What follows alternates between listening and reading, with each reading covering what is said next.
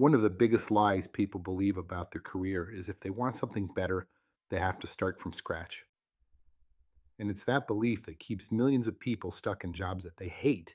But the truth is, you're probably not starting over. You're starting with skills. Let me give you an example from my life when I was a young man. I started my career as an electrician. I had a friend who worked in film production and they were starting a project in a couple of days. But their gaffer had to leave town unexpectedly. My buddy asked me to step in and lend a hand. I thought to myself, I don't know a damn thing about film production. This is going to be a disaster. But once I got on set, I quickly realized that most of the skills I already had transferred over really well.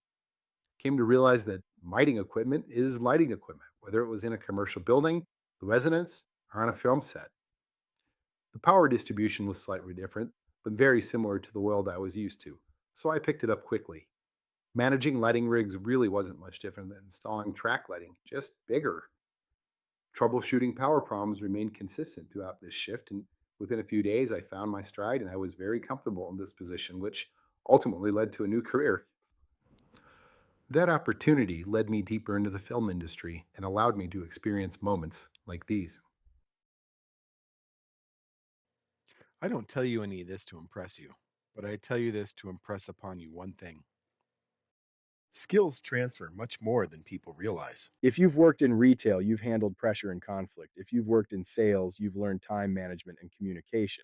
And those same skills translate directly into roles like account management, operations, and project coordination. The problem is, most people only think in terms of job titles, but employers think in terms of skills. Over time, I realized there's actually a simple way to think about career pivots. I call it the skill leverage method. Let me explain it briefly. Extract. Identify the real skills you have hidden in your current job. Translate. Turn those skills into language other industries understand. Target. Identify careers that value those skills. And finally, bridge. Learn the small missing pieces needed to move into that role. I actually created a worksheet that walks you through this process step by step. If you'd like a copy, there's a link in the description below. I filled out the first couple of lines to give you some ideas and to get you started. Check it out. If you feel like you're capable of more, but not quite sure how to move forward, that's exactly what this channel is about. I'll be sharing some practical ways that I've used in my own life to turn the skills you already have into better career opportunities. So please consider subscribing. And in the next video, we'll look at how to identify the most valuable skills that you already have. My old master electrician used to tell me, KISS, keep it simple, stupid. What he meant was, don't get so caught up trying to be perfect that you never get started. When you're trying to improve your career, you're not aiming for perfection. You're aiming for opportunity. You're trying to get the interview. And the chances are the skills that you already have are a lot closer to that opportunity than you think.